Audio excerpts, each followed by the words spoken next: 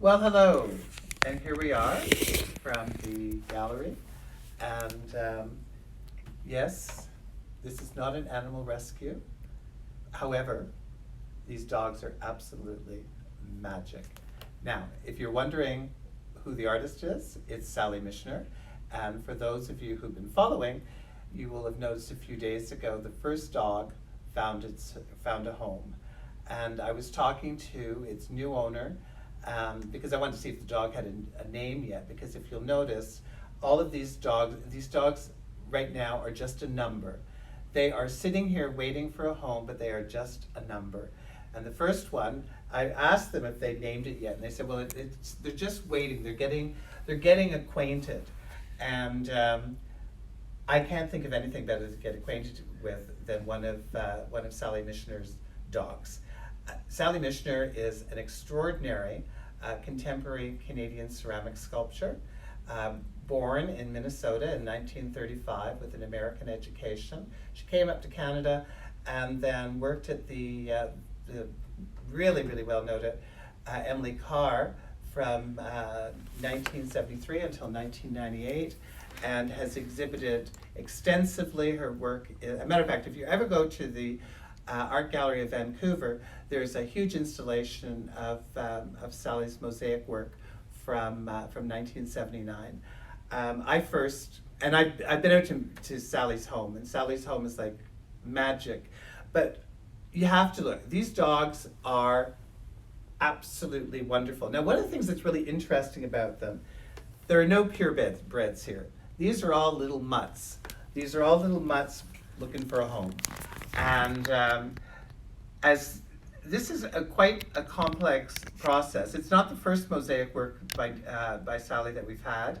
We had some extraordinary heads. The first ones were just single-faced and then moved on into double-faced heads. The first series, there were 8. The first one was here at Mother of Clay in 2011, and is currently in a wonderful collection in London, which is noted as really the largest private collection in Canada. But the dogs here from a show, Sit, Stay, and Speak, which was this is the catalog from the show, and it was in because I've already forgotten where it was, but it was the Seymour Art Gallery, and it was curated by Vanessa Black. And it's just a wonderful thing. But one of the things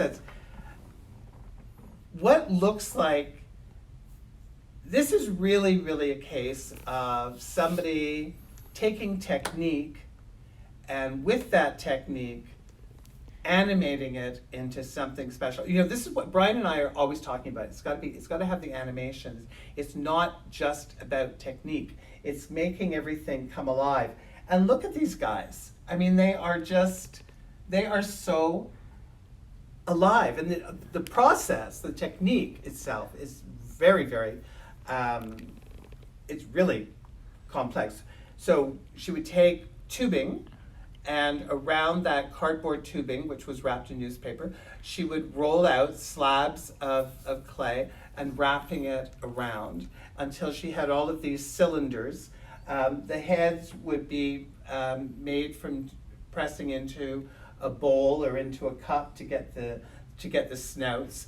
From reading about the process, I would say this is a press mold. But so then you've got everything assembled, and it's really bizarre. I'm a fan of YA literature, and I've just finished a book by Rick Riordan, and in Rick Riordan there's a character that is a potter, and this potter, in one of the things, creates a figure that has to go out and fight. But it's the technique that Sally is using here. So you've got all these cylinders now. So just picture, you've got all these, and kids, if you're bored at home, do one. Get all the cardboard tubing and everything, and you make a dog, or you make whatever kind of animal. So once she's got that form, and then that gets fired. So then but think about it, because to get the expression, these guys are just they're so playful. You know, the eyes, they're looking at you, they're laughing, they're barking, they're sitting, they're staying, they're magic. And then the other thing that I find really interesting about these, and which I've always found fascinating about Sally's work, Sally incorporates mosaic pieces, but you know, it's one of those things that while you're sitting there, it's almost like a trip down memory lane. I mean, there's blue willow, there is different Enoch Woods, England, Limoges, Grosvenor. There's all of these, the names of different factories, you know, big names that did production wear. And here, you know, everything has an afterlife or a second life. And Sally has used these pieces now that they're just, they've taken on a separate life. And you know, the wild thing about these dogs is that you want to pet them. You know, they are, you know, there's so much fun. You sit there and you look at them, and this was like Sally's heads. People, when they fall in love with these, they really fall hard. And then what's wonderful is that, so you have all the ceramic, but then you have the incorporation of the glass. And the little glass tiles are, you know, which obviously refract a lot of light, but they also delineate. So you've got the little squares that delineate, you know, the legs. They lengthen the legs visually. When you look at the ears, you've got the little glass tiles. So the delineation of the form is all done with, if you want to say, like first purpose tiles. So she's got everything moving along, and that kind of delineates everything, like the ears, the legs, the collar, you know, the red around here. And so so you've got all of that, all the form is delineated, is accentuated, and then you've got the animation starts, the filling in. So I think I'm glad that they're all mutts, because there's something about rescue dogs that's just that little bit different. You know, they need a home. They need a friend. And dogs are so they're so friendly. You know, in looking at Sally's career, which goes over, you know, decades now, spanning, born in 1935, but I mean, her career spans like 50 years. Emily Carr, this woman is somebody who has made a dramatic impact on the Canadian ceramic scene. One of the things that's interesting is that in 1972, Sally was elected to the Royal Canadian Academy. The Royal Canadian Academy, established in 1870, is it's recognizing artists, and it's recognition of artists by their peers. Brian and I went to when Denise and Alain Goyer-Benoit, when they were elected to the Royal Canadian Academy, we went to the dinner at the Design Centre in Toronto, and it was just like a night of magic to be in a room filled, absolutely filled with some of the brightest minds in Canada, from the arts, from film, from theatre and everything. However, one of the things here, so 1972, Sally Michener is elected to the Royal Canadian Academy, and she gets in as a sculptor. 1976, Luke Lindau, Mina Markson, Ruth Gaddy McKinley get elected in. Now, up until 76, there was sort of a type of snobbery in the Royal Canadian Academy that craftspeople were not deemed, I don't know, worthy to be in. Anyway, that changed in 76, so those three became the first designated ceramic artists to be elected to the Royal Canadian Academy. However, in 1972, Sally was elected in as a sculptor, which, I mean, obviously she is. However, she is a sculptor whose medium is ceramic. In the same way that when Walter was doing his torso vases, Walter was an abstract expressionist, but his canvas was clay. His torso vases are absolutely magical depictions of the best of abstract expressionism. Similarly, Sally's sculptures are with the incorporation of ceramic is they're wonderful. By the way, I've had to. I dressed for this today. I mean, Sally is known for her wild socks. So these are in honor of Sally down there.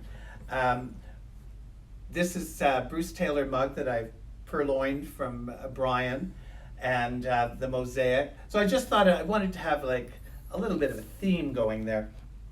And like I thought that it'd be kind of cool to essentially have an oversized armchair surrounded with the pups. All of these pups, you know, they always do those things for, you know, rescue dogs and the SPCA and all the. Well, guys, here, rescue a dog. You don't have to walk it. You don't have to clean up after it. You have to dust it once in a while. It's a perfect dog for Stephen and I, because I would not be out walking a dog at 6 o'clock in the morning. But look at I really want you to look at the animation, the fun that these guys have. And when you're sitting here, I mean, the desire to caress them is just sort of like something that you can't help but doing. The little button nose, you know, and there are boy dogs. There's a boy dog. That is definitely a boy dog. And there are, let's see, girl, boy dog, girl. There seems to be, oh my God, there's only 2 are boys. Yeah. But anyway, these guys need a home. And for anybody who has got, you can put this anywhere. They're magic. And then, you know, one of the things is that when you looking, I mean, like the ears, the tails, the technical knowledge to put this together so that it doesn't bloody well collapse in the kiln is crazy. And then also remember that you're dealing with a form that, okay, so Sally has rolled out the slab, she's assembled everything, and then for those of you who have played with Play-Doh as a kid, and you make the little coils, and so to attach everything, because you've got to have a linkage point. So she's got that, you know, for the angles of the dogs, the angles of the legs, and then I would imagine that when all of this is drying, is probably all kinds of scaffolding so it doesn't collapse, and then in the kiln, you obviously don't want it to collapse. But also, you're adding, you have to be able to intellectually visualize. So like when you're doing the ears, for example, there is ceramic on both sides of the ear. So this starts life relatively thin. So Sally has to determine, almost like an engineer, so that the structure, that the underpinnings of the tiles, that everything is correct, so that the tail isn't disproportionate. When you look at all these little guys, they are proportionate. They've got, you know, these are the mutts that you grow to love when you walk into the SPCA. These are the little guys that you want to rescue. The colors are magical and possibly taken from her crazy socks. And all the little button eyes. So you've got the uniformity of the eyes there. You kind of know that Sally had fun doing these.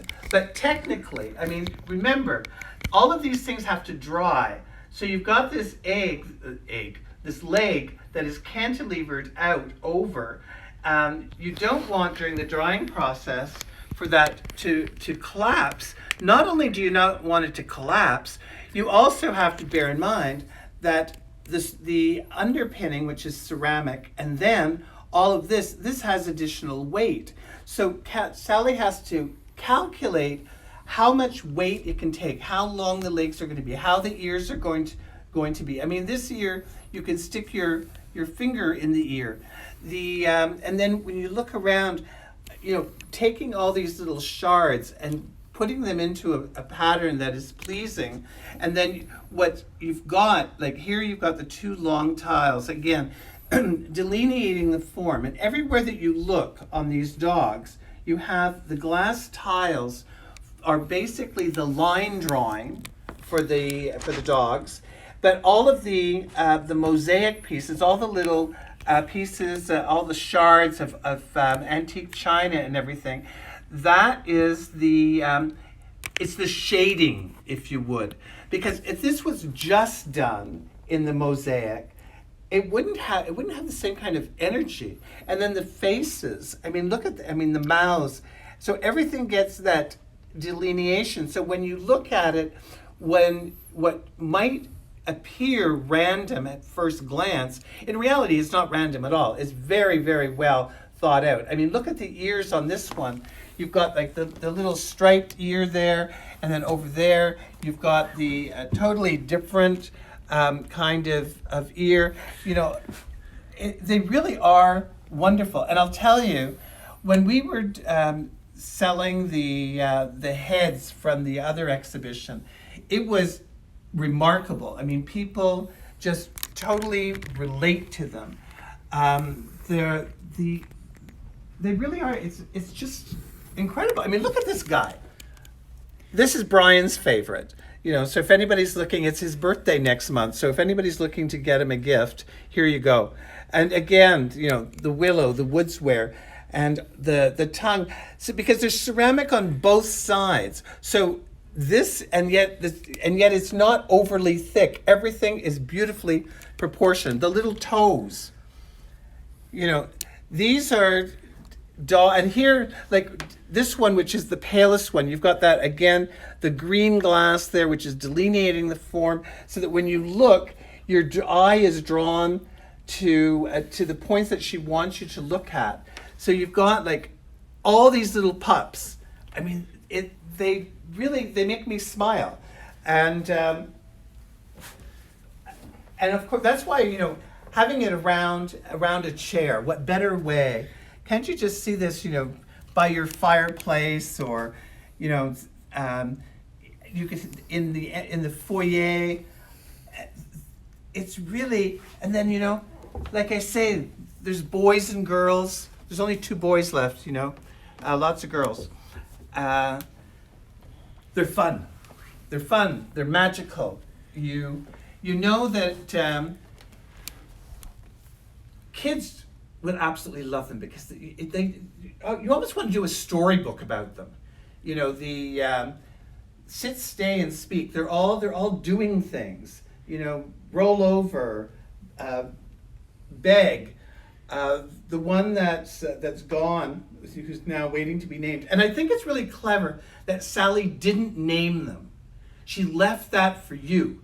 She left that because, after all, you get the dog home, and so you want to be able to. You want to make it yours. You want to give it a name that speaks to you. And so I'm not surprised that the people who bought the other one are waiting for the name will come to them. And I'm not going to pretend to even select a name for any of these, because I don't want to spoil for somebody who's looking there and thinking, oh my God, I want number 3 or number 4. Actually, anyway, so that's the whole thing. But there is no, and also, before we close off, I really want to thank everyone who has been supporting the gallery through online sales by getting in touch with us, because right now, even though technically we are open, we're not open, because we are, making sure that social distance, we're making sure that everything is right to both protect our clients and to protect our dogs. However, if you are interested in one of these, don't worry. If you're in Toronto or Windsor or Oshawa or Kingston, we will deliver the dog to you, no charge. Okay, we will make sure that that dog gets to your home in good condition, and there you go. Any questions, don't hesitate to DM Brian or to call the gallery.